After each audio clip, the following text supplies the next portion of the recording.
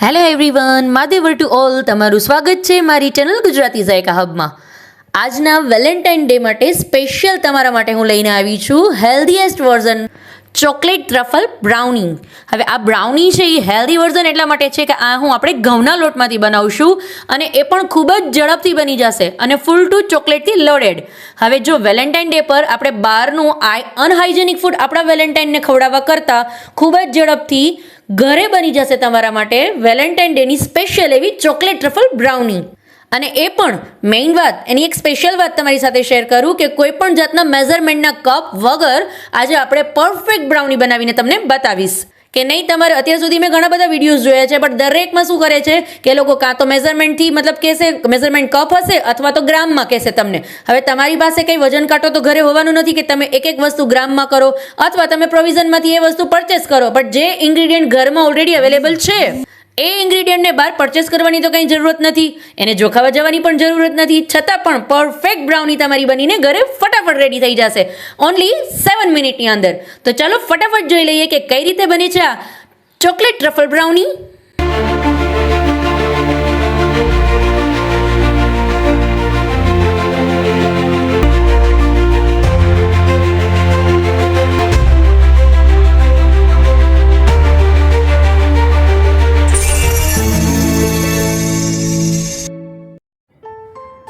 Chocolate truffle brownie બનાવવા માટે સૌથી પહેલા આપણે ડ્રાય ઇન્ગ્રીડિયન્ટ બધા છે એ મિક્સ કરી લેશું. એના માટે આ રીતની એક કોઈ પણ છણની લઈ લેવાની. હવે એની અંદર સૌથી પહેલા આપણે હેલ્ધીએસ્ટ વર્ઝન બનાવવું છે. અને અત્યાર સુધી તમે ઘણા બધામાં જોયું હશે કે હેલ્ધી વર્ઝન કરવા માટે મતલબ બધા બનાવે છે પણ પરફેક્ટ માપ. હવે એના માટે તમારી પાસે ઘરે મેઝરમેન્ટનો મેઝર કપ હોવો જોઈએ અથવા બધા ગ્રામમાં બોલે છે કે ભાઈ 200 ગ્રામ 150 ગ્રામ. હવે તમારી પાસે કોઈ એવું આમ માપવા માટેનું મશીન તો આપણી પાસે ઘરે ઇઝીલી અવેલેબલ તો હોવાનું જ નથી. તો હવે કાં તો તમે પરચેસ કરો એટલી વસ્તુ. હવે ઘરના જ બધા ઇન્ગ્રીડિયન્ટ યુઝ કરીને જો આપણે બનાવવું હોય તો પરચેસ કરવાનો તો કોઈ મતલબ નથી. એટલે આજે હું તમને પરફેક્ટ માપ સાથે હવે ઘરના જ ઇન્ગ્રીડિયન્ટની મદદથી ઘરની જ વસ્તુની મદદથી આપણે બનાવશું. હવે આ રીતની મેં એક કટોરી લીધેલી છે. આ રીતની એક કટોરી લીધેલી છે. હવે આ કટોરી છે તમે કોઈ પણ સાઈઝની તમે લઈ શકો છો. જો તમારે વધારે ક્વોન્ટિટીમાં બનાવવું હોય તો આ કટોરીની સાઈઝ મોટી રાખી લેવાની. હવે અત્યારે તમને હું આ માપની ચોકલેટ ટ્રફલ બ્રાઉની બનાવીને બતાવું છું. એટલે બધું માપ છે હું આ જ કટોરીથી કરીશ, બટ પરફેક્ટ માપ જોજો કે ક્યારે કઈ કટોરી હાફ લેવાની, ક્યારે કઈ કટોરી ફૂલ લેવાની. એટલે પરફેક્ટ જોજો એટલે તમારી જે ચોકલેટ ટ્રફલ બ્રાઉની છે એ પરફેક્ટ બનીને ખૂબ જ ઝડપથી રેડી થઈ જશે. હવે એના માટે અત્યારે હું રેગ્યુલર જે આપણે ઘઉંનો રોટલીનો લોટ હોય છે એ 1 વાટકી જેટલો રોટલીનો ઘઉંનો લોટ લઉં છું. એની અંદર હું અડધી નહીં પણ પોણી વાટકી જેટલું કોકો પાવડર એડ કરું છું. 5 ચમચી જેટલો બેકિંગ પાવડર એડ કરું છું. હવે તમને એક બીજી સિક્રેટ ટીપ કહું મારી. હવે બેકિંગ પાવડર અને બેકિંગ સોડા બંને વસ્તુનો આપણે આમાં યુઝ કરવાનો હોય. જ્યારે પણ આપણે બ્રાઉની કે કોઈ બી વસ્તુ બનાવીએ છીએ તેની અંદર બંને વસ્તુ યુઝ થાય છે, બટ એનું પ્રમાણ ઓલવેઝ તમારે યાદ રાખવાનું કે બેકિંગ સોડાનું પ્રમાણ છે એ બેકિંગ પાવડર કરતા વધારે હોય છે.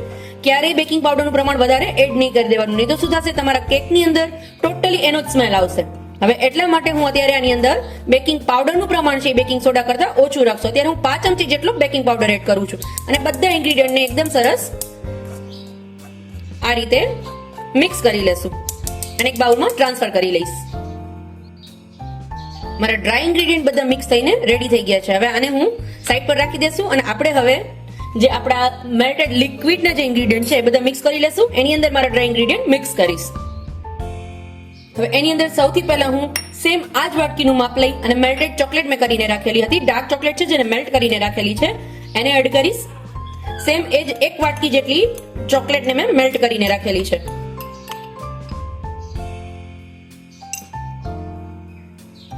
સેમ એ જ રીતે હું હાફ કપ જેટલી, મારી જે હાફ મેઝરમેન્ટનો કપ છે એનાથી હું હાફ જેટલી અમારી મેલ્ટેડ વ્હાઇટ ચોકલેટ એડ કરીશ. આ વ્હાઇટ ચોકલેટ એટલા માટે એડ કરું છું કે એની અંદર ટેસ્ટ છે એનો મિલ્ક બેઝ આવશે, એકદમ સરસ ટેસ્ટ આવશે. એના માટે હું વ્હાઇટ ચોકલેટ એડ કરું છું. જો તમારે વ્હાઇટ ચોકલેટ એડ ન કરવી તો તમે એને સ્કીપ પણ કરી શકો છો.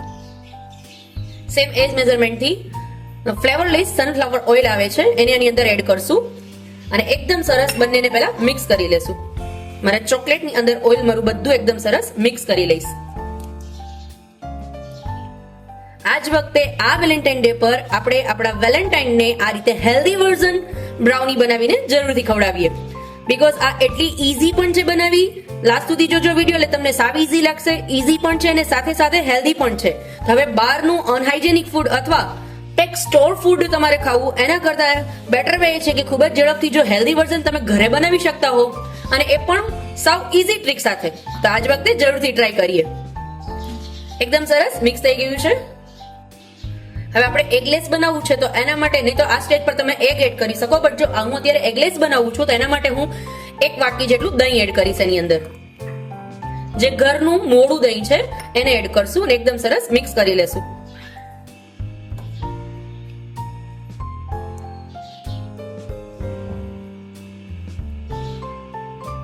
અને હવે આ સ્ટેજ પર આની અંદર હું એડ કરું છું બેકિંગ સોડા. અત્યારે હું 1 ચમચી જેટલો બેકિંગ સોડા આની અંદર એડ કરું છું. હવે આ બેકિંગ સોડા છે એ તમારે લિક્વિડની અંદર જ એડ કરવાનો, ડ્રાય ઇન્ગ્રેડિયન્ટમાં મિક્સ નથી કરવાનું. એનું કારણ છે કે બેકિંગ સોડા પ્રોપર લિક્વિડમાં મેલ્ટ થઈ જશે ને તમારી કેક છે એ ફૂલશે, એકદમ સ્પોન્જી બનશે. એના માટે બેકિંગ સોડા ઓલવેઝ લિક્વિડની અંદર એડ કરજો. ડ્રાય ઇન્ગ્રેડિયન્ટની અંદર બેકિંગ સોડા મિક્સ નથી કરવાનો, એની અંદર આપણે બેકિંગ પાવડર એડ કરશું. બેકિંગ પાવડર છે મેં એની અંદર 5 ચમચી જેટલો બેકિંગ પાવડર લીધેલો હતો અને અત્યારે હું 1 ચમચી જેટલો બેકિંગ સોડા લઉં છું. એકદમ સરસ બધું મિક્સ થઈ ગયું છે. હવે એની અંદર આપણે આપણા બધા ડ્રાય ઇન્ગ્રેડિયન્ટ મિક્સ કરી દેશું.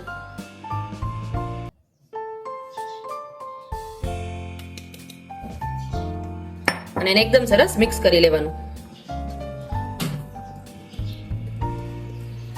એકદમ સરસ પ્રોપર મિક્સ કરી લેવાનું. અને હા ફ્રેન્ડ, સાથે સાથે મારી ચેનલને સબસ્ક્રાઇબ કરવાની જો રહી ગઈ હોય તો પહેલા સબસ્ક્રાઇબ કરજો અને બેલ આઇકન પર ક્લિક કરજો, એટલે મારા કોઈ પણ અવનવા વિડીયોની નોટિફિકેશન સૌથી પહેલા તમારા સુધી પહોંચે.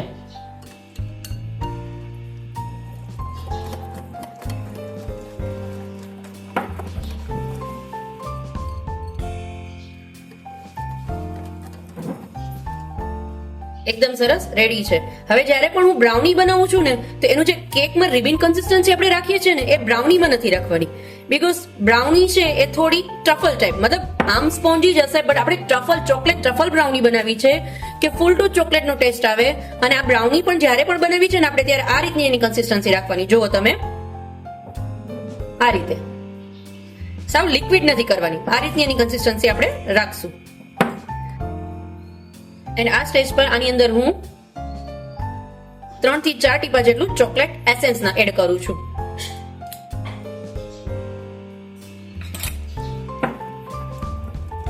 હવે જ્યારે પણ આપણે કેક બનાવવાની હોય છે તો ત્યારે આપણે એને રેસ્ટ નથી આપતા, બટ મારે જ્યારે બ્રાઉની બનાવી છે તો આ સ્ટેજ પર આને હું ઢાંકી અને 5 મિનિટ માટે ખાલી રેસ્ટ આપીશ.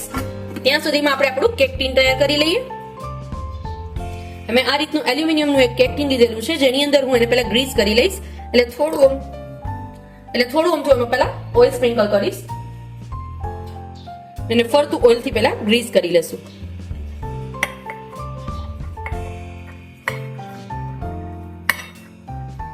હવે જો તમારે અત્યારે બટર પેપર એડ કરવું હોય તો પણ કરી શકો છો, બટ તો તમારા ઘરમાં બટર પેપર અવેલેબલ ન હોય તો પણ તમે ઇઝીલી કરી શકશો. એના માટે હું તમને અત્યારે ગ્રીસ કરીને જ બતાવું છું, બીકોઝ બટર પેપર જો બધાના ઘરમાં અવેલેબલ હોય એવું જરૂરી નથી. એટલે હવે તમારે બટર પેપરની બદલે પણ તમારી જે બ્રાઉની છે ઇઝીલી ડિમોલ્ડ કરી શકો, એના માટે પહેલા આ રીતે ફરતી સાઈડ 4 સાઈડ ફરતા નીચે બેઝમાં પણ ઓઇલથી એકદમ સરસ ગ્રીસ કરી લેવાનું.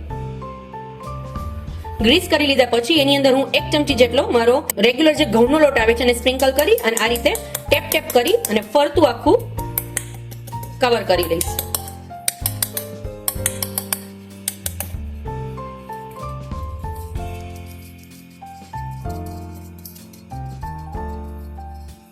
જો તમે ફરતું બધું એકદમ સરસ કવર કરી લેવાનું.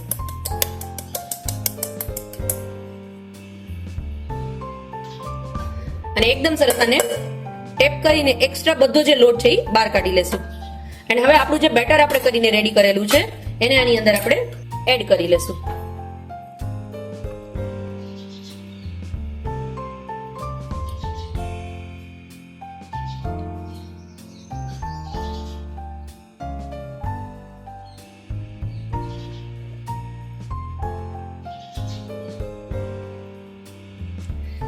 અને મારા કેક ટીનના રીતે ટેપ કરી લઈશ, એટલે જેટલા પણ એક્સ્ટ્રા એર બબલ હશે એ બધા નીકળી જશે.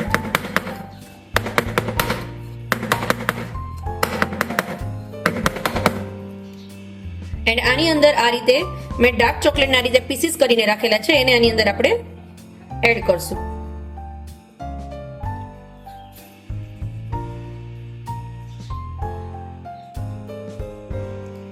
ખૂબ જ ઈઝી અને ખૂબ જ ઝડપથી બની જતી એવી આપણી ચોકલેટ ટ્રફલ બ્રાઉની આજે હું તમારા માટે પરફેક્ટ વેમાં લઈને આવી છું. બીકોઝ ન તમારે મેઝરમેન્ટના કપની રિક્વાયરમેન્ટ કે ન તમારે કોઈ પણ વસ્તુ ગ્રામમાં તમારે હોય તો એને કઈ રીતે તમે ઘરના ઇન્ગ્રેડિયન્ટનો યુઝ કરીને બનાવી શકો ઇઝીલી, એના માટે હું આ રેસીપી લઈને આવી છું. તો ફ્રેન્ડ્સ, સાથે સાથે મારી ચેનલને ખાસ સબસ્ક્રાઇબ કરજો અને બેલ આઇકન પર જરૂર ક્લિક કરજો એટલે મારા કોઈ પણ નવા વિડીયોની નોટિફિકેશન સૌથી પહેલા તમારા સુધી પહોંચે.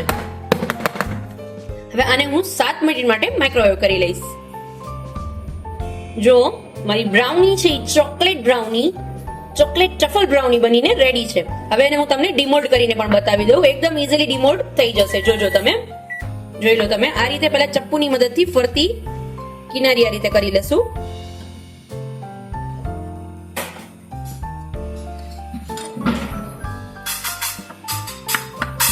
પ્લેટની ઉપર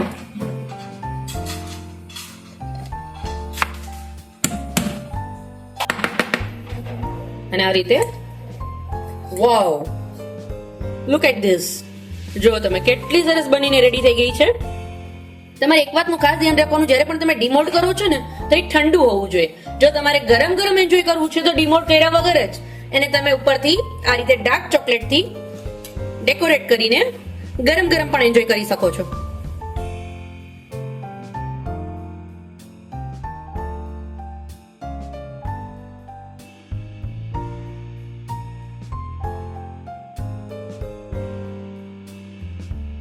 થોડી એમથી એવી વ્હાઈટ ચોકલેટ મેલ્ટ કરીને રાખેલી છે અને એને આ રીતે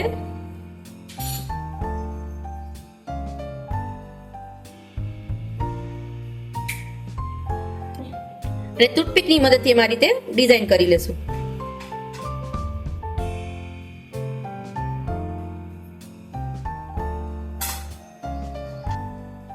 અને હવે તમને એનો હું પીસ કરીને પણ બતાવું. પહેલા જુઓ તમે, મારી બ્રાઉની કેટલી સરસ લાગે છે. Full to chocolate truffle brownie, very soft. જુઓ તમે, એકદમ સુપર સોફ્ટ એવી મારી બ્રાઉની બનીને રેડી થઈ ગઈ છે. યમ યમ છે ને, એકદમ ઈઝી. તો આજ વખતે આ વેલેન્ટાઇન ડે પર આપણા વેલેન્ટાઇન માટે સ્પેશિયલ ચોકલેટ ટ્રફલ બ્રાઉની, એ પણ હેલ્ધી વર્ઝનમાં ઘરે જ બનાવીએ. ફરી મળીશું આ જ રીતે એક અવનવી રેસીપી સાથે. ત્યાં સુધી આવજો ફ્રેન્ડ્સ. માદેવર to all.